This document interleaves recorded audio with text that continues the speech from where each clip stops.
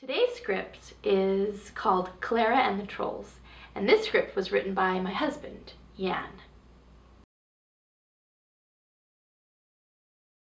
So I'm down here in my office, which is actually where I do my day job, but it's also where I do a lot of the work on Clara Tales itself. On this computer that you see behind me here, I do a lot of the editing, also take care of the website and do that kind of thing.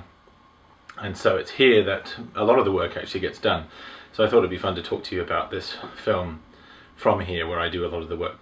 One of the things that people seem to enjoy most about Clara Tale, our original film, is the little owl that makes a surprise appearance, and which is our son Ellis. He's a bit bigger now than he was then, but he will be making an appearance in this film again, not just because he's been so popular, but because he's central to the story here as well. But we hope you'll enjoy that fact too.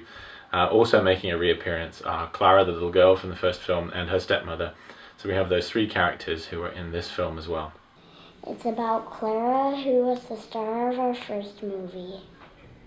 But this time Clara is dealing with a different kind of challenge. Rather than her stepmother being selfish, which if you've seen our first film you know is a challenge that was overcome. She doesn't have that much stuff like food to eat. So her stepmother asks the owl what she should do. And he says to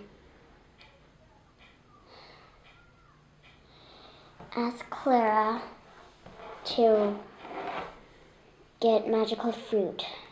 That sounds simple enough, but along the way Clara encounters some trolls who try to distract her and who try to make her believe that she can't do what it is that she set out to do. And so the film is really about how she deals with that challenge and tries to find a way to overcome it. What's interesting about this film, I think, is that, as with all our other films, there's a message here for kids about how to deal with challenging situations and how to deal with bullying and teasing. But it's also, in some ways, a commentary on internet culture, which we think is particularly appropriate because this project is entirely an internet project. We're making all our films available online, we have a website and so on.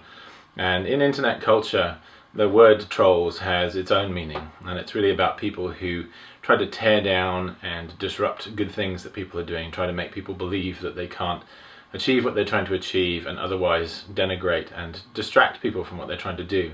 Over the last few days, we've had an influx of new visitors to our site, to our Kickstarter campaign, and to our YouTube videos. We've seen a flurry of comments and likes and new followers and new subscribers, and it's been fantastic. And the interesting thing is that's come mostly from a handful of prominent bloggers who have become aware of our project and who've decided to talk about it on their blogs.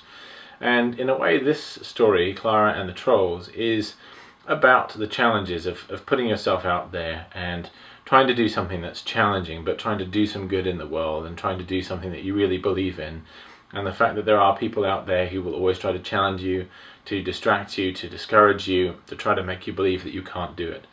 And so, as well as having a message for kids about perseverance, about dealing with challenges, and about dealing with teasing and bullying, this film is also an acknowledgement that that can be a real problem for adults too, especially in the online environment that so many of us find ourselves in.